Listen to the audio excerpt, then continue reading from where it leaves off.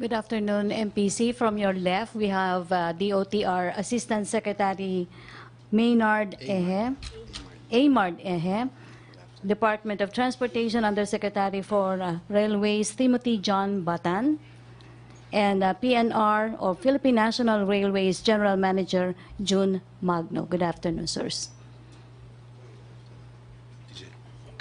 Okay. Okay. Good afternoon po. Maraming salamat po for inviting us again. Ito po yung pangalawang beses na magbibigay ng updates ang sektor po ng RILES ng Department of Transportation.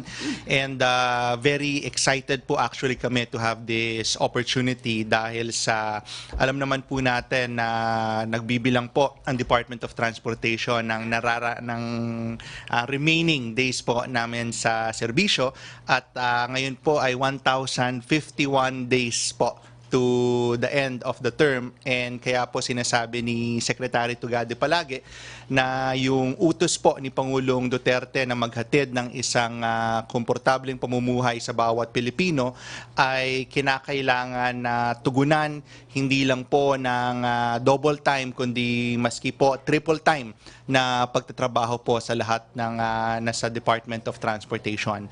Ngayon po ang ibibigay po naming update sa inyo ay sa sektor po ng RILES.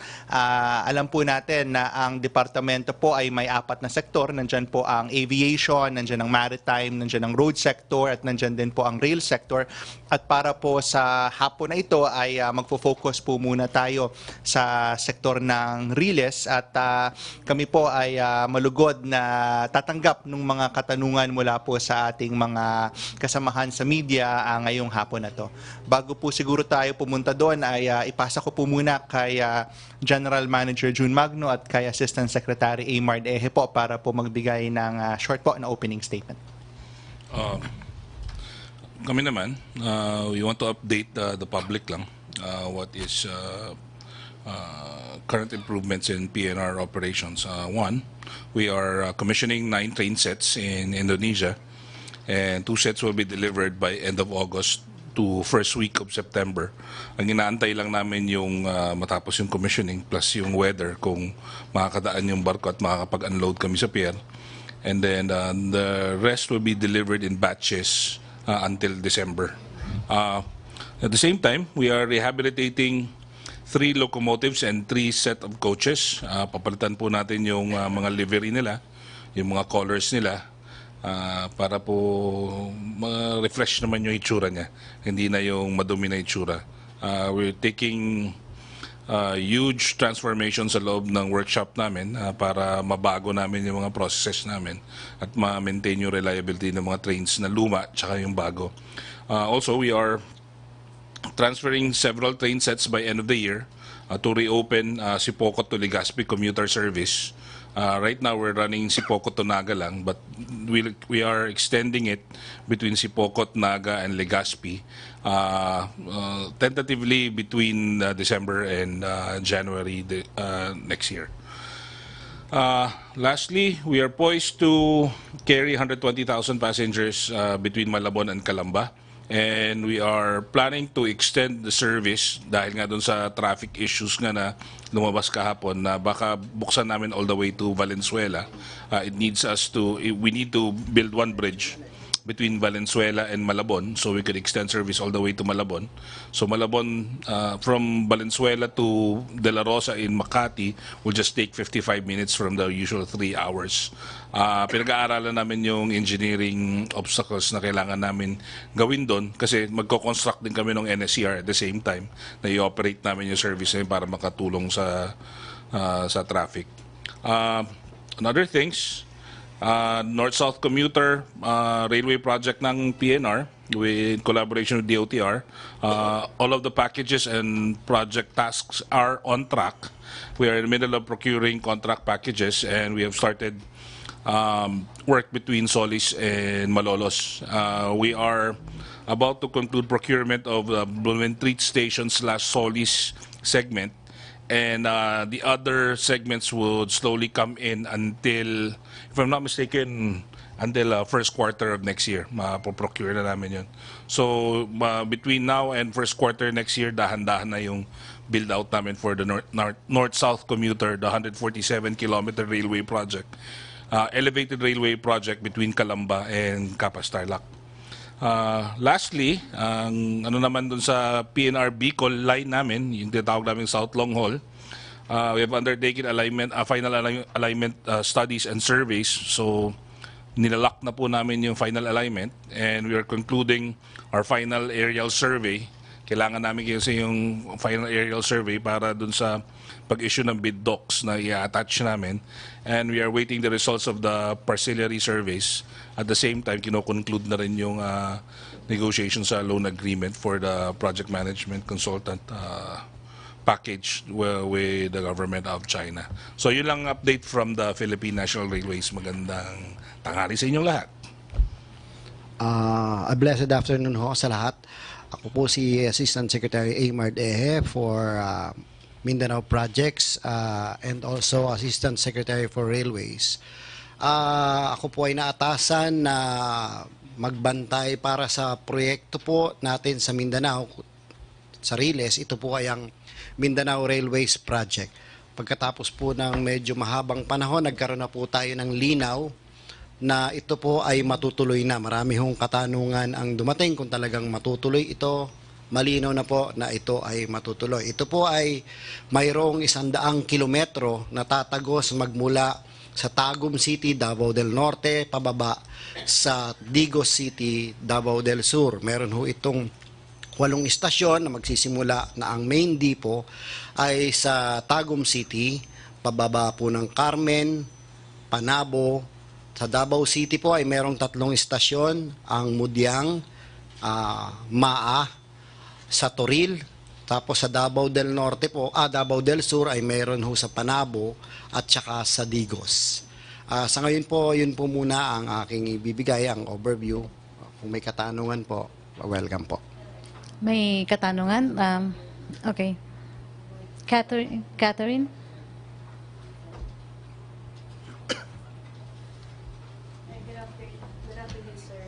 Sir, hingin lang po namin reaction nyo sa statement ni Congressman Rimulya na yung LRT-1 extension project daw po has been delayed for 8 years. Ano po yung naging reason for the delay?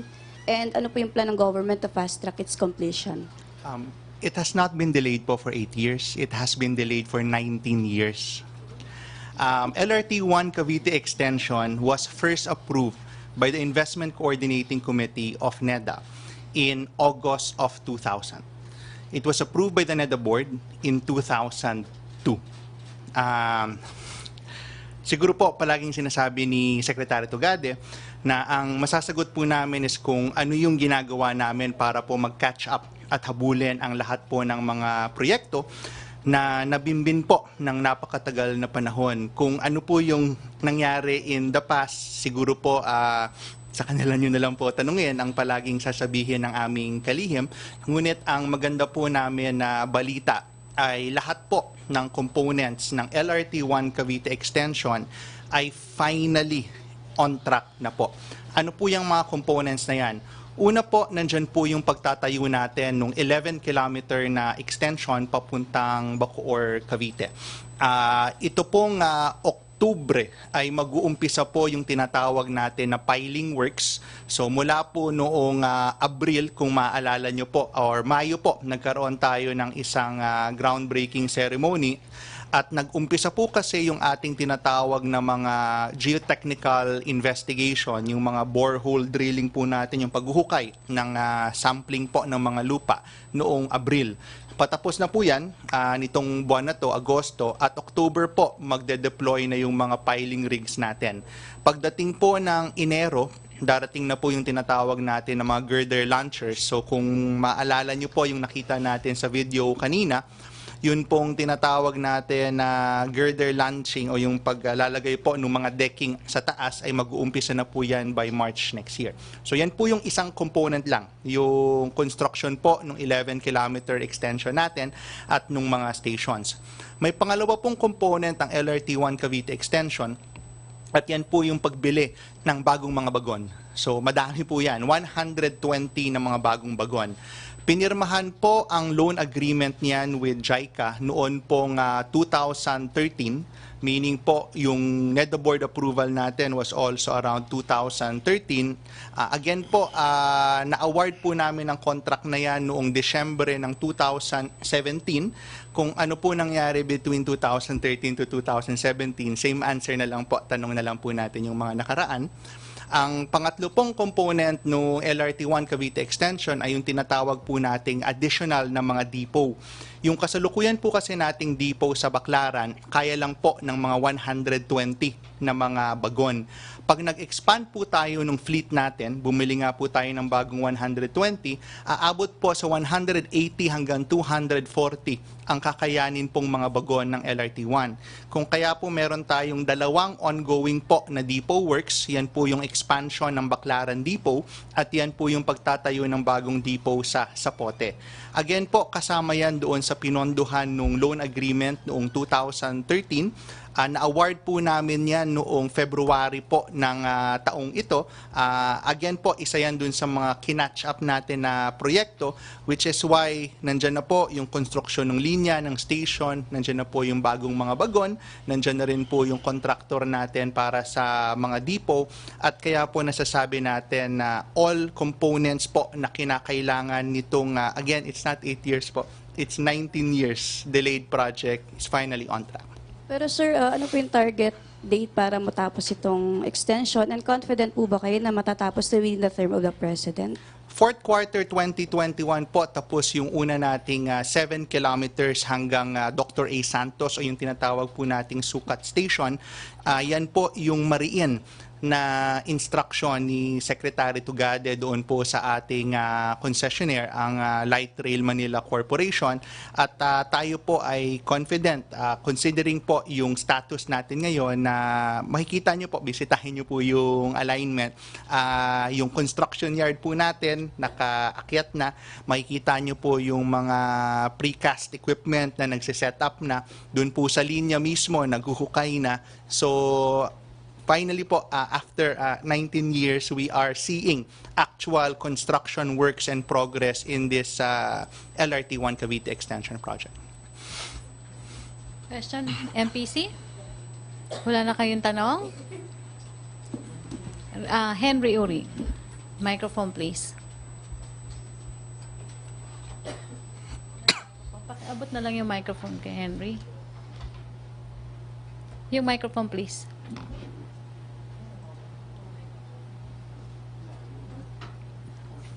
Magandang hapon ho.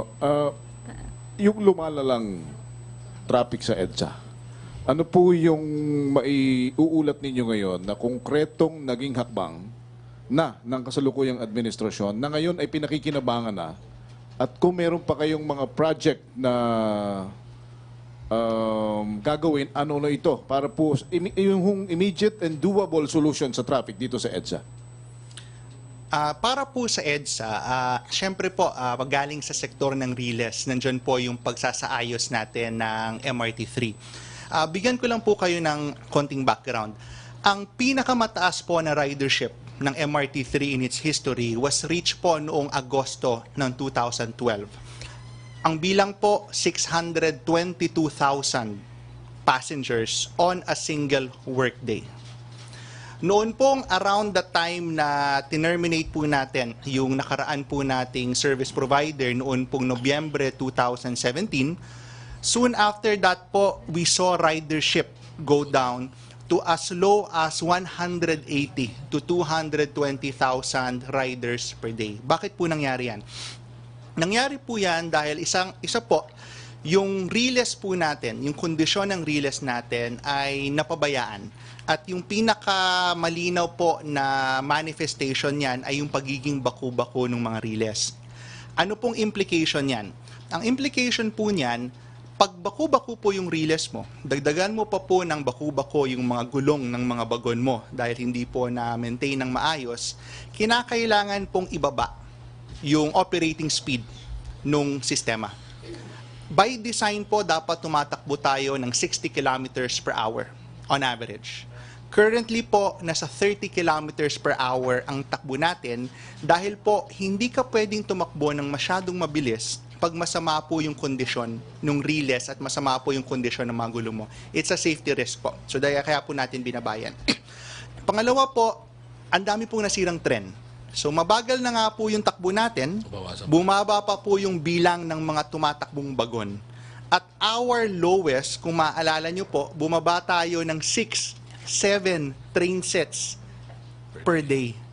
Ang regular po natin, peak hours is 20. So doon po sa katanungan, ano po yung ginagawa natin ngayon, malinaw po, very clear po naman mula po nung 2017 ang strategy. Actually po, kung bibisitahin nyo yung strategy na tinatawag namin noong Nobyembre 2017, we are following to the letter every single step po in that strategy, which involves, number one po, syempre, maalala po natin, tinanggal po namin yung non-performing natin na provider. Dahil bakit nga naman po natin papatagalin pa kung nakita na natin na may problema? Baka po lalo pang lumala yung sistema. Pangalawa po, sa tulong ng ating organisasyon sa MRT3 sa pamumuno po ni General Garcia at ni Director Mike Capati sa operations, itinatag po natin yung tinatawag nating Maintenance Transition Team na in place po from November 2017 all the way po to April 2019, nito pong taon na to. Yan pong Maintenance Transition Team natin, yan po ang nagtawid doon po sa MRT3. Na-restore po natin ang regular operations ng 14 na mga bagon. Naiakyat po natin yung ridership natin stable to 300 to 350,000 riders per day. So yan po yung pangalawa. Pangatlo po is ito pong pinaka-recent natin na pagbalik ng Sumitomo at ng Mitsubishi Heavy bilang ating service provider para po sa MRT3. Ang kontrata po niyan ay napirmahan po noong December of 2018.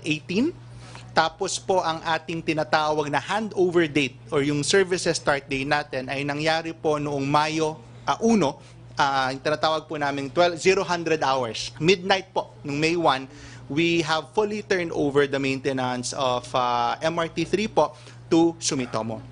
Ngayon po ang scope ng Sumitomo is not just simple maintenance. Ito po yung mahalagang maalala.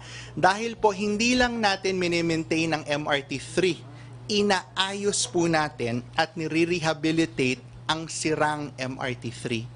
So yan po ay magtatagal ng 26 months. So from May 2019 po hanggang July 2021, by July 2021 po, diyan natin makikita yung full restoration po ng design parameters ng MRT3. Yung bilis po natin ay aakyat mula sa 30 to 60 kilometers per hour. Yung bilang po ng mga train sets na tumatakbo ay aakyat mula sa 15 patungo po ng 20. At yung pagitan po sa dalawang tren o yung tinatawag po nating headway ay bababa po mula sa kasalukuyang 7.5 to 10 minutes, baba po doon sa dating 3.5 minutes. So yan po ay on the way. Kung maalala nyo po, last week nagdatingan na po yung lahat ng rail replacement natin.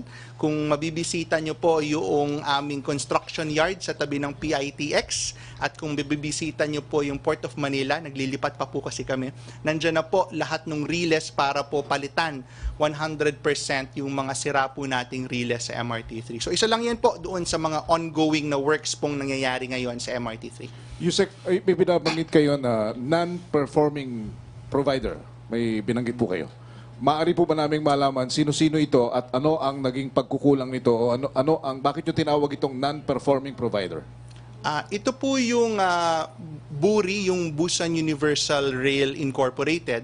At ang dahilan po, isa sa mga dahilan kung bakit po non-performing, una po, maaalala naman po natin na napakarami nating mga unloading incidents. Mula po noong 2012 hanggang 2017 ay steadily po umaakyat yung unloading incidents natin. At it's worse. In 2016 po, kung titingnan natin yung average, 1.5 every other 1.5 days nagkakaroon po tayo ng unloading incident. So nasa 500 plus unloading incidents throughout the entirety of 2016 at isa po yan dun sa mga manifestation nung non-performance po ng ating provider. Pangalawa po, isa po kasi dun sa mga dahilan kung bakit marami tayong nasirang bagon, ang release po ng trend para pong kahit anong mechanical device, para pong sasakyan, kailangan po periodically tune up. Pagdating po sa MRT3, ang schedule po ng tune-up o yung tinatawag po nating general overhaul ng mga bagon ay every 8 years. Nag-umpisa po tayong tumakbo taong 2000. Noon pong 2007 to 2008, na isagawa po ng Sumitomo yung tinatawag nating general overhaul. So kung bibilangin po natin, dapat po 2015, 2016, nagje-general overhaul na tayo. Yan po yung dahilan kung bakit parte po ng kontrata ng BURI, nung dati po nating provider, yung tinatawag nating general overhaul. Unfortunately po, nung time na terminate natin yung kontrata nila noong Nobyembre ng 2017, ay halos wala pa pong nagagawang overhaul. Nag-umpisa po sila January of 2016, November 2017 po natin terminate, so that is 23 months. And siguro po they've had enough time para po ma-deliver yung hinahanap natin at inaasahan nating ma-deliver nila mula sa kontrata. At nung nakita po natin yan, ay tsaka po nagdesisyon na tama na po, i-terminate na po natin yan at pausarin na po natin yung tinatawag nating comprehensive strategy para po ma-restore at maisaayos muli ang MRT3. Last on my part, may mga nasa listahan ba kayo ng mga blacklisted contractor? May mga blacklist na ba kayo sa inyong departamento, Yusek? Meron pa. Mga ilan po yan? Pwede ba namin malaman kung ilan at baka pwede rin malaman kung sino-sino yung mga blacklisted na yan? Siguro po ma-share namin yung listahan dahil yung listahan po namin ng blacklist ay hindi lang po para sa sektor ng Riles.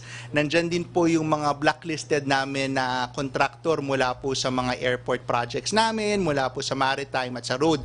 In fact po, kung maaalala ko ng tama, mga 3 to 4 months ago, ay meron po kaming na-blacklist dahil napansin po namin na yung submission po nung dalawang bidder ay para pong magkapareho. So parang meron po, very vigilant po ang ating procurement department sa DOTR, sila ASEC Giovanni Lopez po, at sa legal po sila Yusek Rainier Yebra, na talaga pong binabantayan natin na kapag po merong sufficient na indication para po mag-blacklist ay nagba-blacklist po talaga tayo ng mga contractors. Sino-sino yung mga nasa blacklist nyo? I-release na lang po namin yung listahan, pero just to be yung BURI po ay definitely nasa blacklist po namin. Okay, thank you. May tanong pa, MPC, Tina Mendez. Miss, paabot po ng microphone, please. Salamat po.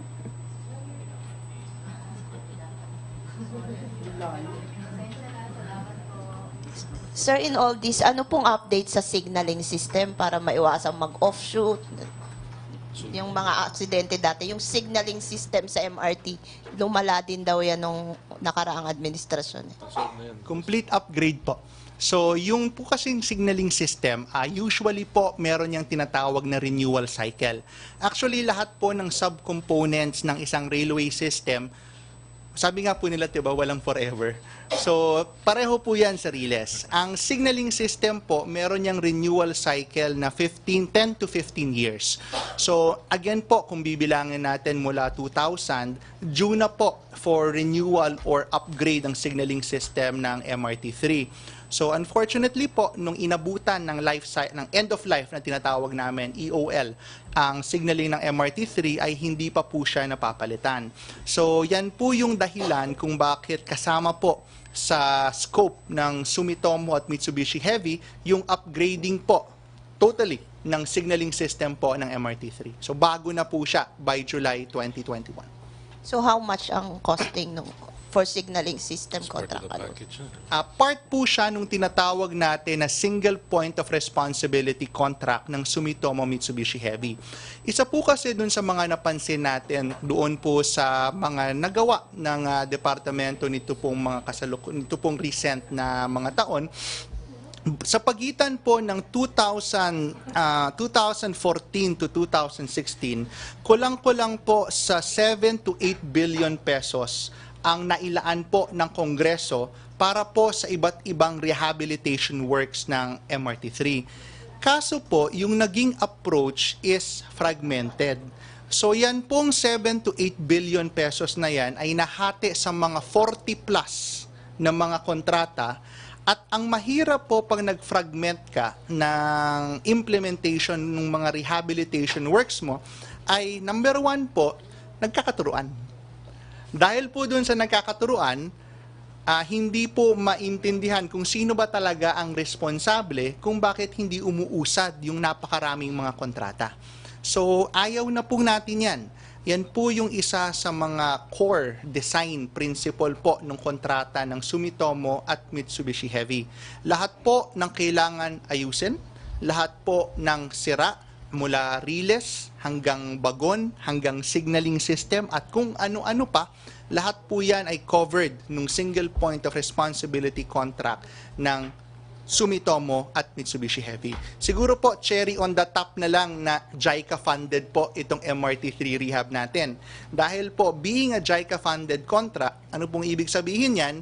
0.1 interest, 40 years to pay, 12 years grace period. Meaning po, ayos na ang MRT3 sa July 2021, hindi pa po tayo nag-uumpisa magbayad ng principal. Sir, mag-increase pa rin ba? May recommendation pang mag-increase ng fare dahil sa dami ng mga rehabilitation works? Sa kasalukuyan po ay hindi pa namin pinag-uusapan yung increase ng fare dahil nga po ang sabi palagi ni Secretary Tugade ay hanggat wala po tayong nakikita at nadadama na significant improvement doon po sa serbisyo ng linya ay hindi pa po natin pag-iisipan yung pagtaas ng pasahe na yan. Mag-last question na tayo kay Ina. Ina Andolong and then to be followed by Joseph Morong.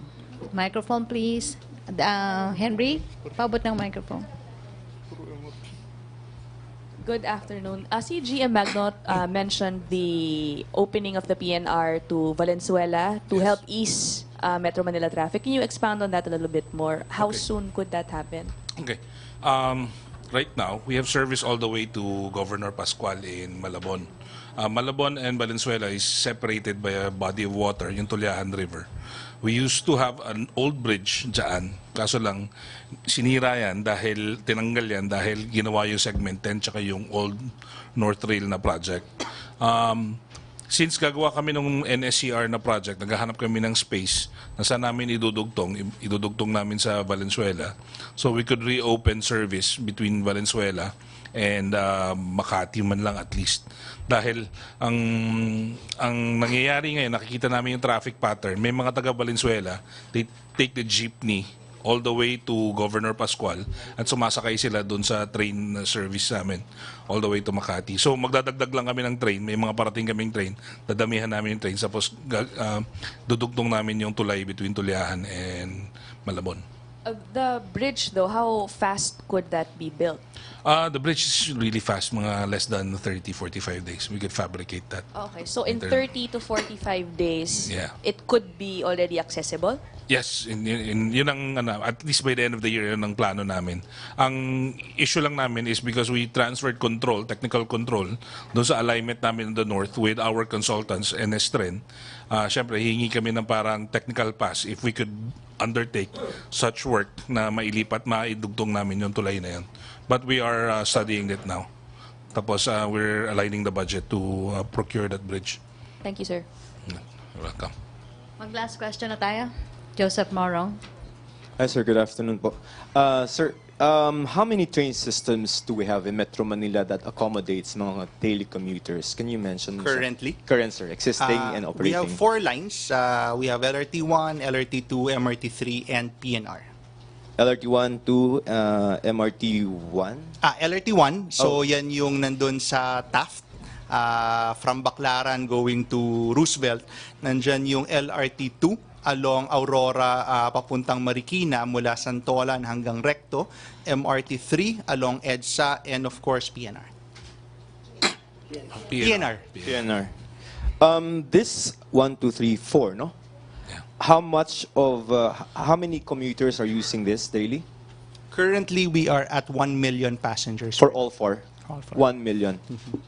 And the total volume of commuters that we have?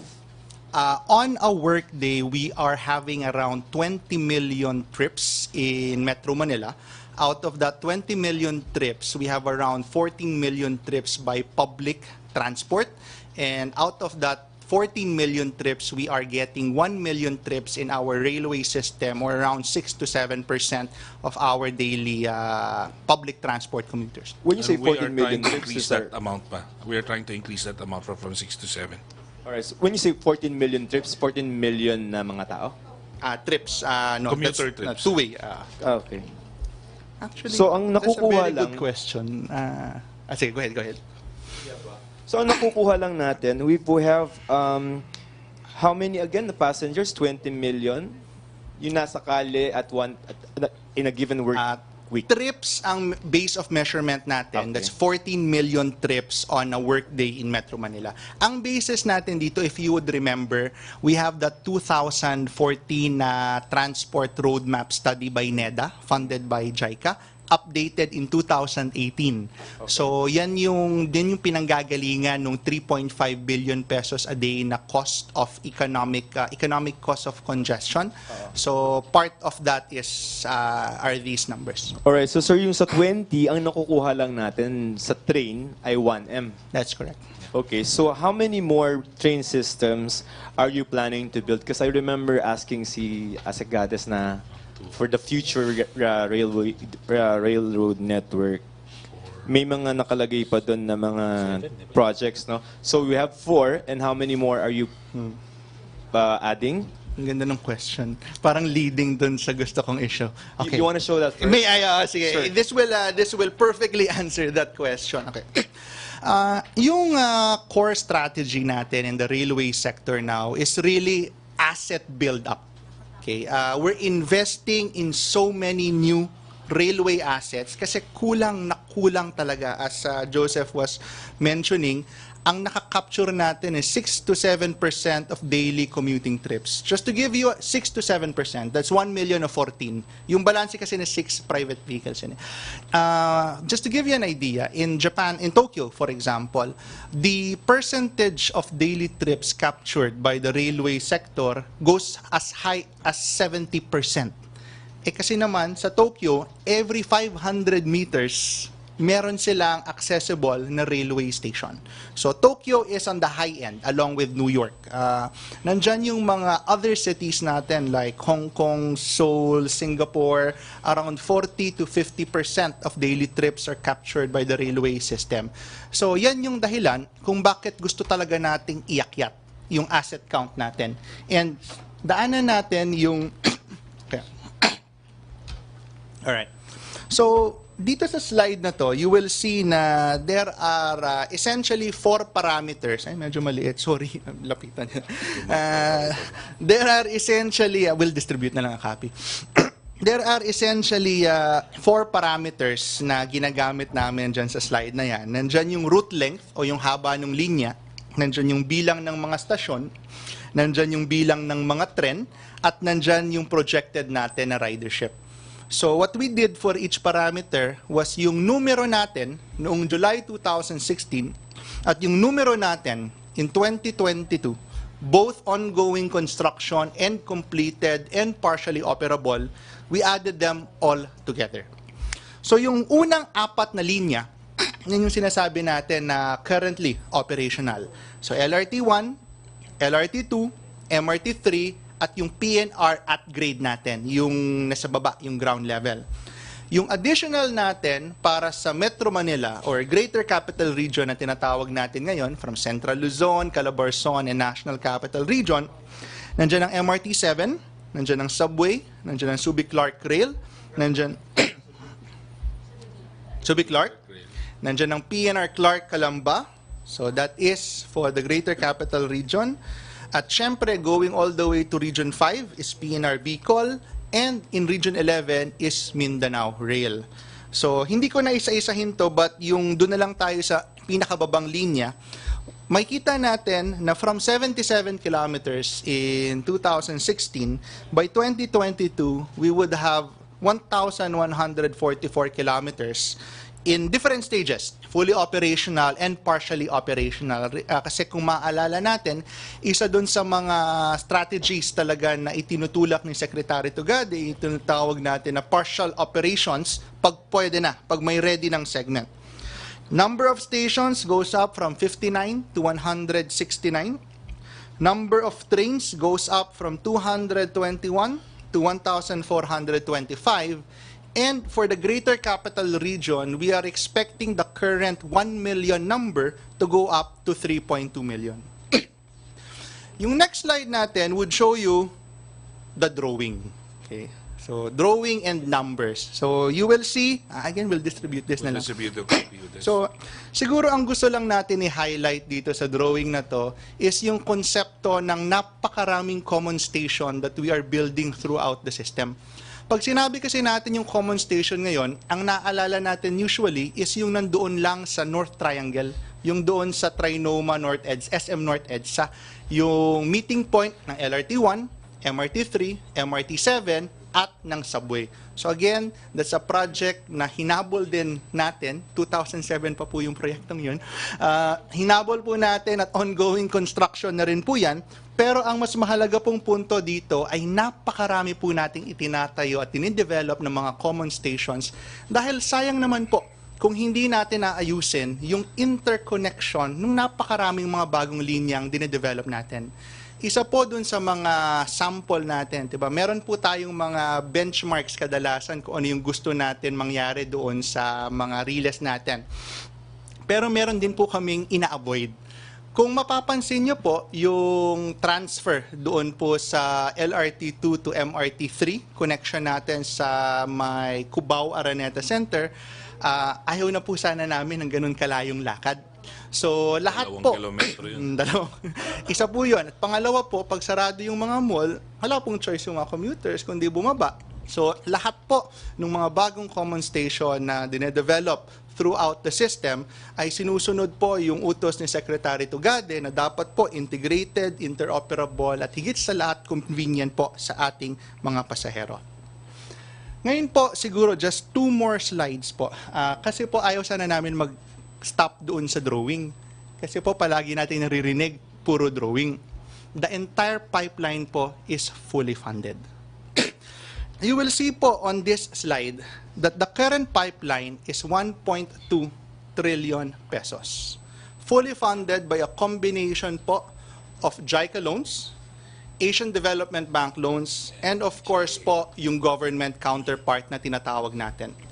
We are currently the largest railway pipeline not just of JICA but also of the Asian Development Bank. Isa po dun sa mga proyekto natin sa PNR, yung tinatawag po nating PNR Clark at PNR Calamba.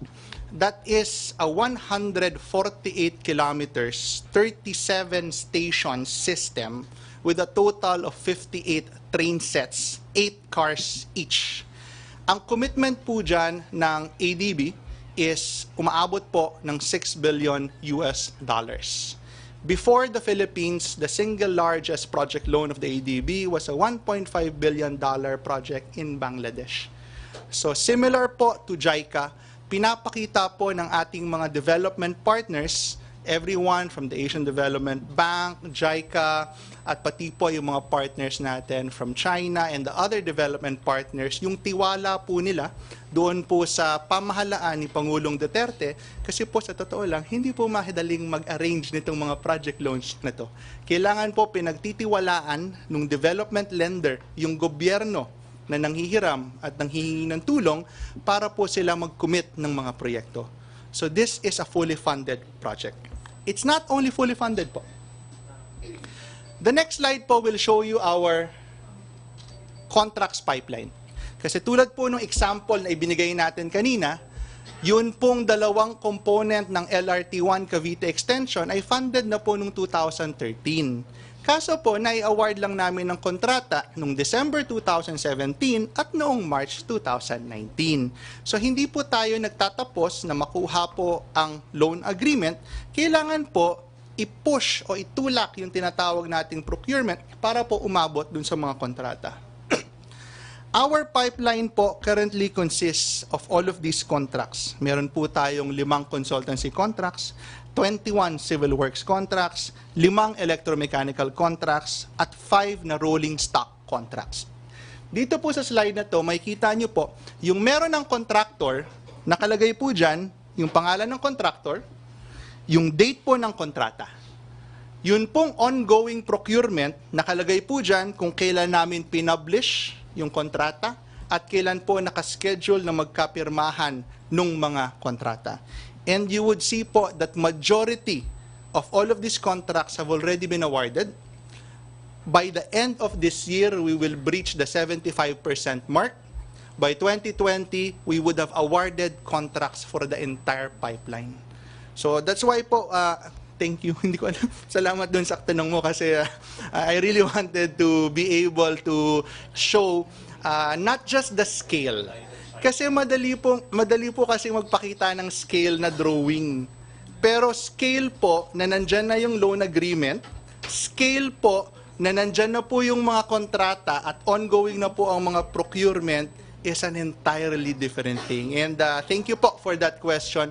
And again, this is the reason po kung bakit ko sinabi kanina na we are excited po for the opportunity to present these latest developments to you now that we only have 1,051 days to go.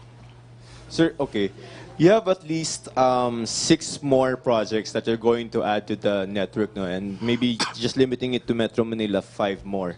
When is the earliest time na magiging available yung any of the 5? 2020 December, that is LRT2 East Extension. LRT2. East Extension, yan yung extension nung LRT2 papuntang Antipolo, Marikina and Antipolo. Okay. Masinag. Masinag Station. Sir, yun lang data kanina, no? Ang sinasabi nyo before, kanina, Tokyo is taking up 70% of their commuter load dun sa trains nila. Tayo, 6 to 7% lang. Do you have data in maybe key cities like New York or Hong Kong? We do. Tingi. New York is around 50 to 60 also. Again, ang winner talaga, ang champion dyan sa league na yan are Tokyo and New York. Second leaguers would be everyone from Seoul in South Korea, Hong Kong, and Singapore. Siguro third leaguers mo would be Ilang percentage ng Hong Kong? Hong Kong would be 40 to 50%. Malaysia, KL, Bangkok, and Thailand, Bangkok and Thailand, and Jakarta and Indonesia, playing at 20 to 30%. But they're also massively increasing. Bangkok, for example, they have 4 operational lines. They have 6 lines under construction, and they're already thinking about the next few lines. So, catch-up mode po talaga tayo dito. At alam natin na mass transport is the way. And their speed is what? Yung speed ng... 60 to 80. For a metro line, the average speed is 60 to 80 kilometers per hour. So pag sinabi nating metro, yung in-city service, average of 800 meters to 1 kilometer distance between stations. Pag lagpas mo kasi, tulad nung PNR Clark at Calamba natin, we will hit 160 kilometers per hour. But that's outside Metro Manila already. So walang-wala pala talaga yung... Wala. We have a lot of catching What up we to have do. is actually light metros lang. Those are good for feeders but not for trunk line. Yeah. Ang kailangan natin talaga like yung EDSA, mapalitan mo yung capacity ng EDSA totally to rail ang para ma-solve mo yung traffic. So Yeah, we're doing that because light metro lang ang MRT3. That's why we have the Metro Manila Subway project. Yun nga sir, sundot ko na yung tanong ko. So tingin nyo, ang solusyon sa traffic sa EDSA would be what? It's actually combination of strategies. With reference to trains, how is this going to help decongest EDSA? Meron tayong palaging naririnig na konsepto na ginagamit ni Secretary Tugade, yung konsepto ng basket of solutions, if you would remember. It's a beautiful concept because halimbawa po sa EDSA, actually meron po kaming slide dito. Aside po kasi from just building new assets, mahalaga din po na masigurado natin na yung existing natin na mga assets ay napapatakbo po ng mabuti. Dahil po, pa-forward dun sa sige, kaya nyo na yan, yung better operations. Halimbawa po ang MRT3. Okay. Kahit na po hindi tayo magtayo ng isa pang MRT3 sa taas po ng MRT3, as I was explaining po kanina, ayusin lang po natin siya, ayusin po natin yung pagpapatakbo at maiaakyat po natin ang capacity niya from 300 up to 600,000 passengers per day. So, isa po yan doon sa mga component ng basket of solutions na tinatawag natin. Pangalawa po, syempre yung pagtatayo po ng additional na linya. Kasi po pag nag-iisip po tayo about transportation, we think about it po yung tinatawag nating in a network. So halimbawa po, pag naging operational yung subway, which is parallel almost po to MRT3, magkakaroon po tayo ng tinatawag nating spreading of our ridership. Pag nagbukas po halimbawa ang Skyway Stage 3 ng DPW8, magkakaroon po tayo ng spreading mula po sa EDSA patungo po doon. So, two parts po, nandyan po yung better use po ng mga railway assets natin na existing kahit na konti. At pangalawa po is of course the build-up of new assets dahil sa talagang ang laki po nung kailangan nating i-catch up na investment in our infrastructure. At yan po yung dahilan why yung build program na tinatawag natin is really the single largest infra build-up po of this country in the last decades. Sige, go, Joseph. Okay, sir. Taken all of these projects together, how much of it will you take away from the daily load in EDSA? Yung halimbawa, kasi 2024, as I understand, yung subway matatapos, di ba? So, on 2024, ilan yung ma-spread out natin to these networks from the load in EDSA now? Would you be able to quantify? Ang estimate natin for the current pipeline when they become operational is we increase our rail capture from 6 to 7% up to 20 to 25%. But even at that, it's not yet, it's still far from our comparable urban centers. Part ng strategy is actually, hindi lang sa EDSA, we have to offload EDSA. So kaya ando doon yung NSCR. NSCR is actually another corridor that you could bypass EDSA, especially between Makati, Kamanava, or Calamba and that area, papunta ng parts of Manila. So yun yun. So yung strategy overall sa rail is actually not to push everything through EDSA, but actually through several corridors na. One is the subway, one is NSCR, and then MRT3. Yan yung purpose na. But again, ang pinakamaaga na mag-materialize yan is NSCR ahead of the subway. Sorry. Sir, yung subway na lang, mag-start siya ng construction, December ba? November. Dumating na yung borrowed. Part of it. So November mag-start and then first time na pwedeng gamitin yun, earliest time 22. is 2022 pa. Pero tinutulak pa rin ni SEC na fourth quarter of 2021. And that should take up how much in terms of passengers? Full opening year in 2025, 350,000. So that's the 35 kilometers, 15 stations. Ang partial operations natin in 2022 will be 7 kilometers with 3 stations. Ilang passengers? Actually, I don't have the number with me on that. Okay. You don't have the estimates yet.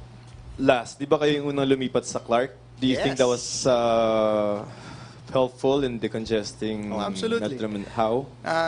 I think isa dun sa palagi nating naririnig na filosofiya doon sa Build program is we are really spreading the investment everywhere. So that's not just because we want to be more inclusive, but also because we have come to realize na para maibsan natin yung trapiko, kailangan i-distribute din natin yung mga tao. And hindi madidistribute ang mga tao kung hindi tayo mag-i-invest in developing other areas where they can go. So we're talking not just of Central Luzon, PNR Clark, we're talking not just of Region 4A, Calabarzon, Region 5, Bicol. As we can see, dun sa investment natin in Mindanao, we are really pushing the bounds of where we have invested before. And that's the beautiful thing about build, build, build. It's really the golden age of infrastructure. And the numbers by far show it very clearly. Sir, super last na lang. So 30 kilometers per hour yung takbo ng train natin when it should be 60. Correct. May improve pa ba yun? No, 60 is the design speed. Pero right now we're at 30, right? Right now we're at 30. We're doing something naman to reach. Oh, gradual yan, up to July 2021. Hindi naman siya 30 ngayon, then pok, 60 sa 2021. There's a gradual improvement. There will be gradual improvement. Okay. Okay, thank you, Joseph. Last na si Pia. Okay, thank you. Thank you, MPC. Thank you, sirs. Thank you po. Yusek, Thank you very Batan. much. Thank you. Okay, thank you. Back to our main studio sa Radyo Pilipinas and People's Television Network.